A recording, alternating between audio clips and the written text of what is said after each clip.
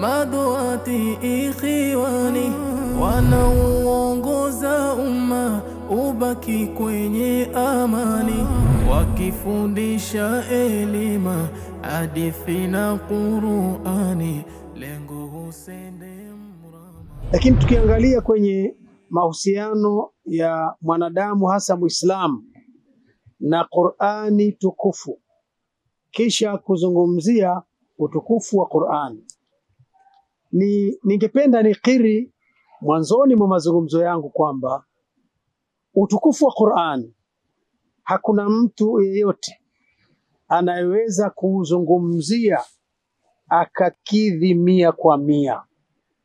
Utukufu wa Qur'ani ni zaidi ya vile tunavyoweza kuzungumzia. Lakini ningependa nirudi nyuma kidogo, niongelee uhusiano wa mwanadamu na hii Qur'ani, kwa sababu ndio eneo kuu, halafu tuje tuzungumzie hivi. Inna nahnu nazzalna adh-dhikra wa inna lahu lahafidhun, kwamba tumeiteremsha hii Qur'ani na sisi ndio tutahifadhi. Katika kuhifadhi Qur'ani, Allah subhanahu wa ta'ala ana njia mbalimbali. Sisi binadamu hatuelewi, lakini ukiangalia kwa haraka jinsi ilivyoteremka, mapokezi jinsi yalivyokuja mpaka kufikia wakati wetu huu, dosari yoyote itakayotokea katika Qur'ani basi itagundulika mara moja. Kwa hivyo hiyo ni sehemu mojawapo ya kuhifadhi Qur'ani. Bila shaka ni kwamba Qur'ani ni utaratibu, ndio manhaju haya, ndio utaratibu wa maisha. Kwa hiyo ni jambo ambalo ni kitabu ambacho kinataka kiangaliwe sana, kitabu hichi. Na katika kukiangalia kitabu cha Qur'ani na uzito ambao iliopewa Qur'an na kuzingatia mahusiano ya Qur'ani na hawa wanadamu, ni vizuri tufahamu, kwa sababu tunajua kabisa kwamba katika ulimwengu huu kuna watu wanadai vitabu au kuna vitabu vingine, nasi ni sehemu ya imani yetu. Tunaamini kwamba kuna baadhi ya vitabu kweli vipo na ni sehemu ya sisi kuviamini kama Waislamu. Lakini kubwa zaidi tu kinachotusukuma kuona kwamba Qur'ani ina uzito ziada ni kwamba ni ule utofauti uliopo kati ya Qur'ani na kati ya vitabu vingine ambavyo vimetangulia na viliteremshwa na Allah subhanahu wa ta'ala. Sasa kwa kuwa hiyo Qur'ani ndio manhajul haya, ndio utaratibu wa maisha, hebu tufahamu tofauti ya hii Qur'ani na vitabu vilivyotangulia. Nadhani Sheikh wangu Sheikh Ibrahim Muhammad huko tayari unaweza ukatupa baadhi ya tofauti kati ya Qur'ani na vitabu vya Allah vingine vilivyotangulia. Sawaidul Ikha, Africa TV. Assalamu alaykum wa rahmatullahi wa barakatuh. Ni wakati mwingine tena ambapo tunakutana, na mwaka huu tunajua kwamba tuna kauli mbiu kwamba Qur'ani ni mfumo wa maisha. Qur'ani ni mfumo wetu wa maisha. Kwa hiyo tunazungumzia Qur'ani na tunajikita juu ya mambo mengi sana ambayo yanayohusiana na Qur'ani. Na tupo katika mwezi ambao imeteremshwa ndani yake Qur'ani, mwezi mtukufu wa Ramadhani. Na Allah subhanahu wa ta'ala katika utaratibu ambao aliuweka, sunan alizoziweka, ni kwamba mwanadamu atakapokuwepo katika huu ulimwengu basi apewe mwongozo. Na kila zama Allah subhanahu wa ta'ala alikuwa akileta miongozo. Na kuna vitabu vingi ambavyo Allah subhanahu wa ta'ala ameviteremsha katika huu ulimwengu, na vitabu maarufu ambavyo tunavifahamu kama vile Taurati, Zaburi, Injili, lakini vile kuna suhufu, tukisema suhufu Ibrahim au tuseme vile suhufu Musa na mfano wake.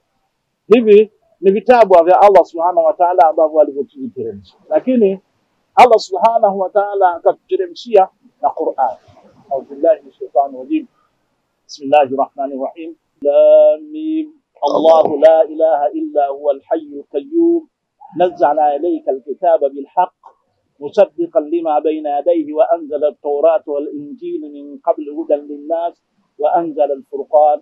Innal ladhina kafaru bi ayati Allahi lahum adhabun shadid wallahu azizun dhul intiqam. Allah subhanahu wa ta'ala ameteremsha vitabu, lakini na akateremsha Qur'an.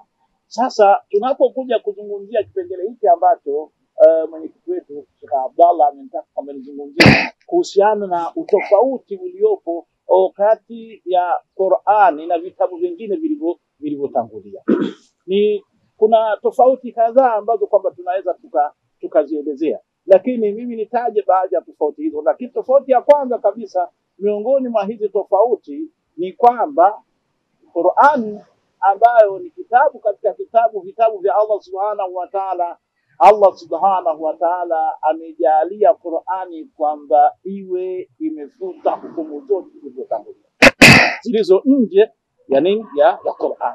Kwa hiyo kitabu chochote ambacho kilichokuwepo kabla ya Qur'an, kitabu hicho baada ya kuteremsha Qur'ani, tunasema kwamba kitabu hicho sasa maelekezo yake, miongozo yake, hukumu zake, vitabu hivyo vinakuwa vimefanya nini? Vyote vimefutwa, na Qur'ani ndiyo ambayo inasimamia miongozo ambayo Allah Subhanahu wa Ta'ala anaitaka katika huu ulimwengu. Hii ni tofauti miongoni mwa tofauti iliyopo katika kitabu cha Qur'an na vitabu vilivyotangulia. Lakini si kwa maana kwamba vimefutwa tu kwa maana mujarrad wa kufuta, lakini vimefutwa kwa sababu vitabu vilivyotangulia vimekuwa vimepitiwa na wakati mingi sana, na kikawaida vilivyopitiwa na wakati mingi huo, basi vikawa vimekutana na mabadiliko ambayo miongoni mwao mabadiliko hayo kwa sababu mengi yao yalitokana na mawazo ya watu ambao waliona kwamba wayaingize ndani ya vitabu hivyo. Sasa tofauti nyingine iliyopo sasa kati ya vitabu vilivyotangulia na kitabu cha Qur'ani ni kwamba suala la kuhifadhi vitabu vilivyotangulia vililiachwa mikononi mwa umma uliopelekewa vitabu hivi. Lakini Qur'ani tukufu hii ambayo tunayo, aliyetawalia kuihifadhi Qur'ani hii ni yeye mwenyewe subhanahu wa Ta'ala. Kwa hiyo miongoni mwa tofauti mkubwa uliopo ni kwamba vitabu vilivyotanguliwa ilikuwa umma zilizopo zilikuwa jukumu ya kuhifadhi, kuhakikisha kwamba hakuingizi ndani ya vitabu hivyo kitu kigeni kisichokuwa katika vitabu. Lakini na kwa msingi huo wakashindwa, umma zilizotangulia zilishindwa kuhifadhi vitabu hivyo, na ndio mpaka leo hii lau kama utachukua hata baadhi ya hivyo vitabu ambavyo vinanasibishwa kwamba hivi vimetoka kwa Mwenyezi Mungu Subhanahu wa Ta'ala, utaweza kuja kukuta kwamba pengine nuskha ambayo imechapishwa katika nchi fulani au agano fulani lina tofauti na yaliyomo katika agano lingine. Lakini Qur'ani tukufu, Allah Subhanahu wa Ta'ala yeye mwenyewe alichukua jukumu la kuhakikisha kwamba hii Qur'ani anaihifadhi yeye mwenyewe. Na ndio maana pamoja na kwamba wakati mwingine hulioni hili ukamwona kwamba Allah Subhanahu wa Ta'ala pengine ameweka kile na kile kwa ajili ya kuhifadhi, lakini uhalisia kila mmoja wetu anauona kwa macho ya wazi kabisa kwamba akitoka hapa mtu pengine ametoka katika nchi ambayo inazungumza lugha ya Kiswahili, akaenda katika nchi ambayo inazungumza lugha ya Kichina, akaenda katika nchi ambayo inazungumza lugha ya Kijapani, maeneo yote haya atakayokwenda, atakachokisoma pamoja na kupitiwa na miaka zaidi ya 1400 iliyopita tokea kuteremka Qur'ani, lakini bado atakuta kwamba hakuna hata herufi moja iliyobadilika. Na hii ni kwa sababu Allah Subhanahu wa Ta'ala mwenyewe anaihifadhi hii Qur'ani. Kwa hiyo tofauti uliopo mwingine kwamba vitabu vilivyotangulia ilikuwa watu wa zama hizo walikuwa jukumu la kuhifadhi, lakini Qur'ani Allah Subhanahu wa Ta'ala amehifadhi. Tofauti nyingine muhimu na kubwa miongoni mwa tofauti hiyo ni kwamba vitabu vilivyotangulia vilikuwa ni vitabu vya wakati maalum, lakini Qur'ani ni kitabu cha kudumu mpaka ulimwengu utakapomalizika. Nadhani ni jambo zuri sana, na bila shaka watazamaji wetu mtaona jinsi gani ya kuonekana Qur'ani kwamba ina utofauti mkubwa sana na wadhahiri kabisa, na kila mmoja anaelewa, na kwa mfano uliokuwa wazi kama Sheikh wetu Sheikh Ibrahim alivyokuwa anatiririka katika kutueleza hilo na kutukumbusha. Lakini bado kuna tofauti nyingi tu zipo, bila shaka mashekhe wako hapa wengi tu, Shehe Haruna Rasi inshallah atakuwa na nafasi vile vile ya dakika 2-3 hivi za kutuongezea tofauti nyingine kati ya Qur'ani na vitabu vya Allah vilivyotangulia. Ana dakika zake 3-4 ya Sheikh atatupa. Sawaidul Ikha. Amegusia katika yale aliyoeleza ambayo yanaonyesha utofauti, lakini nikichukulia kwa ujumla ni kwamba utofauti uliopo pia mkubwa ni kwamba Qur'ani imekuja na imeteremshwa kwa walimwengu wote, na hili amelishuhudia Allah subhanahu wa ta'ala wala alipotuambia tabarakalladhi nazzala al-furqana ala 'abdihi liyakuna lil'alamina nadhira. Ametukuka Allah ambaye ameteremsha hii Qur'an, ambao tunaangalia utofauti kati ya Qur'ani na vitabu vilivyotangulia juu ya mja wake ambaye ni Mtume Muhammad sallallahu alaihi wasallam, ili iwe kwamba Qur'ani hii ni onyo la kuwaonya watu na yale maovu walioyatenda na kuelekea kwa Allah subhanahu wa ta'ala wakiwa wako sawa. Kwa hiyo tunaona kwamba kitabu ya Qur'an inawazungumzia viumbe wote kwa ujumla, kama alivyosema shekhi wangu, mpaka siku ya kiyama. Haikukaidiwa kwa zama maalum wala sehemu maalum wala jinsi maalum wala tabaka maalum, bali mazungumzo yaliyomo ndani ya Qur'an yameelekeza ujumbe wake katika thaqalain, wanadamu wote kwa ujumla pamoja na majini wote wamezungumziwa na kitabu yao katika Qur'an. Wote wametaka kuongozwa na kuletwa katika kuifahamu akida iliyo sahihi na kufanya ibada iliyo sahihi na kuangalia hikma ambayo ni arrafia iliyo juu Allah aliyoleta kupitia hii Qur'an.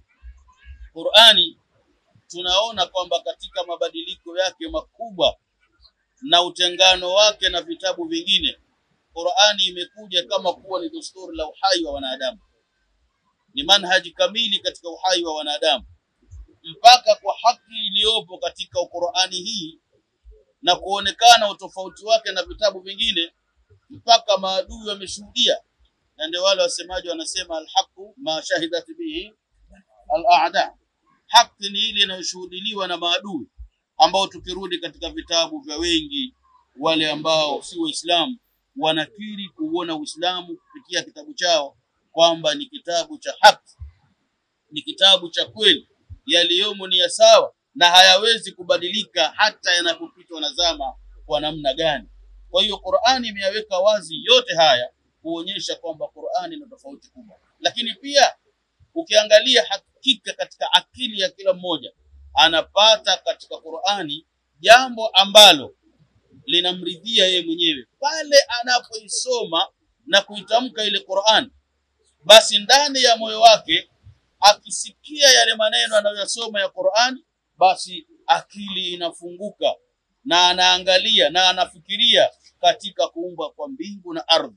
Na ndio maana tunaona katika kutegemea hoja kubwa ya Muislamu kwa yule asiyekuwa Muislamu ni kuangalia namna gani Qur'an ilivyokuwa kwamba hoja yake ni madhubuti. Ndipo pale kila mmoja anaposema lolote kuhusiana na dini hii, sisi tunamrudisha kwa Allah kwa kumwambia kul hatu burhanakum in kuntum sadiqin, leteni hoja zenu ikiwa nyinyi ni wa kweli.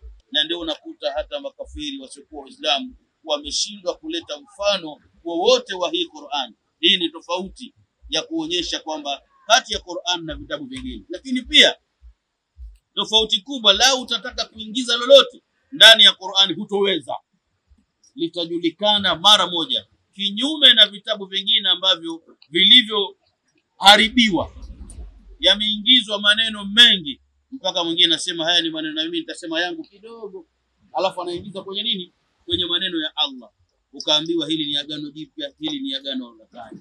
Lakini huwezi kuambiwa katika Qur'ani hii ni mpya, hii ni ya kale. Mtu akiingiza lake, jamani hapa limeingizwa jambo. Kwa nini? Kwa sababu Allah subhanahu wa ta'ala amejalia Qur'ani hii imehifadhiwa katika vifua vya waumini, wameifahamu kwa kweli na wanaifanyia kazi kwa kweli, na hii ndio tofauti na vitabu vingine.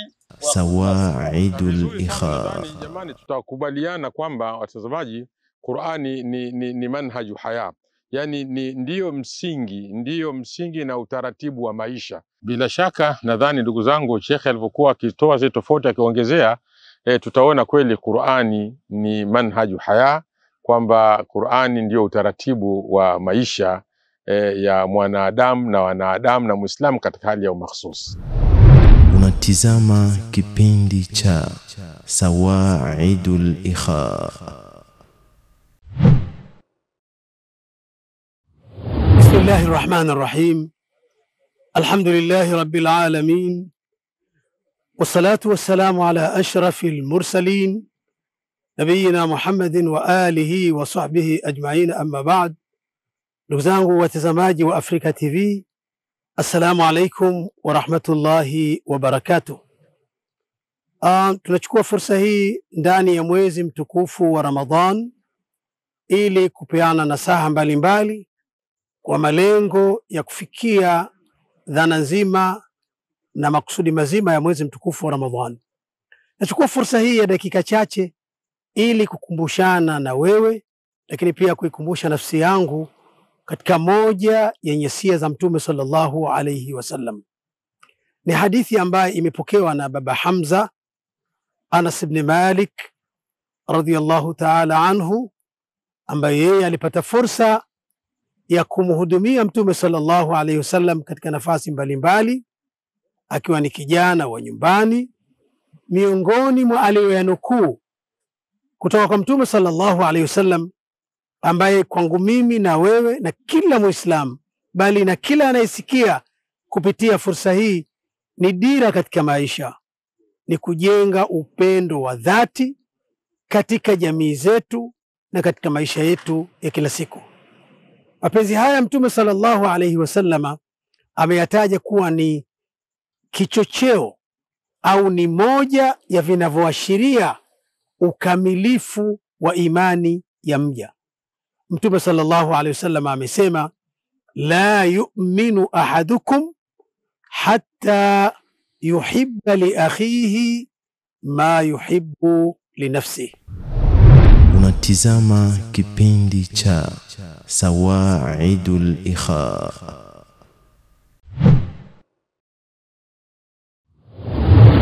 Akatoka huyo marehemu, Allah amrehemu, Allah wafilahu warhamhu, alikuwa mmoja wa mafatani waliokuwa alladhi tawalla kibara. Kwa mufti wazee wa Kadiria watakulaumu sana kwamba kwenye shule yako pana walimu wanafanya midahalo mpaka ukadiria unayumba, wenda sakit na umenyamaza, watakuelewaje? Utavunja heshima yako. Msio watu ule akawa hana faa, lakini alionyesha kujali.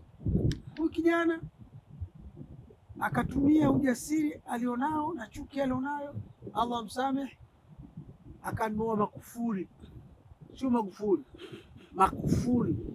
Akaja akafunga classroom zote na ofisi zote zinazotumiwa na kitengo cha dini, kwa sababu mle ulikuwa asili yake mna vitasa. Akaja na mafundi kipindi cha likizo cha ile kitengo cha dini, akaweka makomeo na makufuli makubwa, akaondoka. Kijana tumekaa likizo kama mwezi mmoja na nusu, tukaambia jamani, hakuingiliki, kumefungwa. Lakini alikuja na askari, alikuja na marehemu Sheikh Hussein akiwa msimamizi wa mali za baraza wakati ule, alikuwa na cheo hicho, na huyo kijana wangu marehemu Sheikh Mbusi, Allah wasamehe wote. Sisi tulikaa muda mrefu. Kwa maana hiyo niseme, katika hikdi hiyo sio tu hawa waliondoka, ikafikia mahala kwamba vijana walikaa takriban ulikaribia mwaka hawasomi dini kabisa. Madrasa yale yamefungwa kwa fitna za hao viongozi wa baraza wa wakati ule. Lakini nasikia pia walikwenda wenye busara zao, walimwambia mufti, umezuia isoma dini. Basi usifahamu hayo, wala sijaamrisha mie. akamwita Sheikh Muhammad Saleh Ennau, akamwambia si mkono hayo madarasa yakafunguliwa. Kwa kweli ndipo yalipofunguliwa kwa sharti wale walioshiriki midahalo wasikanyage. Kwa hivyo huyu bwana hakuruhusiwa, Sheikh Paul hakuruhusiwa, Sheikh Hamid hakuruhusiwa, na wengine ambao walikuwa wanafika pale. Mimi ambaye sikuwa tayari kwenda, binafsi sipendi ile midahalo, simpenzi mambo yale, sikwenda. Sheikh Muharami ndo hakupenda kabisa, ndo tukabaki salama, tukabaki pale. Hii ni yako nafasi, hebu fanya ongoka. Allah ameweka wazi akasema, wa idha qura alquranu fastami'u lahu wa ansitu la'allakum turhamun. Inaposoma Qur'ani isikilizeni. Kwa utaona hapa suala la kusikiliza tu ni ibada. Sharti ya ibada hii wa ansitu, mkae kimya. Lengo ni nini? La'allakum turhamun, ili mpate kurehemewa.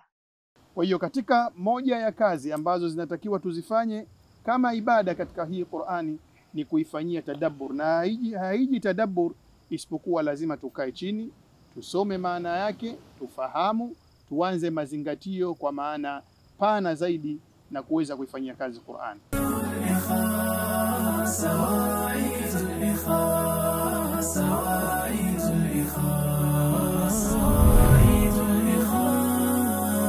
Na maulama wema maduati ikhiwani wanaoongoza umma ubaki kwenye amani, wakifundisha elima hadithi na Qur'ani,